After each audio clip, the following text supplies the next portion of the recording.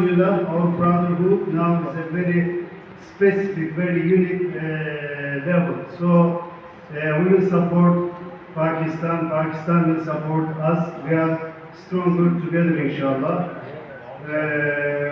As I said, we are interested in all areas. Nowadays, dealing with the education, there are big opportunities with regard to the education. Very good universities in Turkiye and Pakistan, encouraging them for more cooperation, IT cooperation, also tourism, health, agriculture, whatever comes to your mind. Inshallah, I hope that soon we will get some concrete results.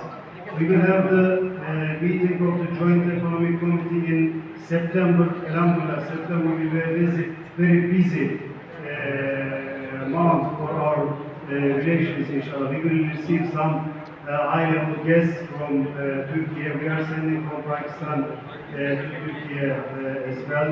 Also, we are trying to increase the cultural activities in Pakistan, social cultural activities. This is just an exhibition. I would like to thank the National Press Club for hosting this exhibition. We will do it in different cities of Pakistan, inshallah. Thank you very much. Thank you very much for your brotherhood, for your sister. Thanks.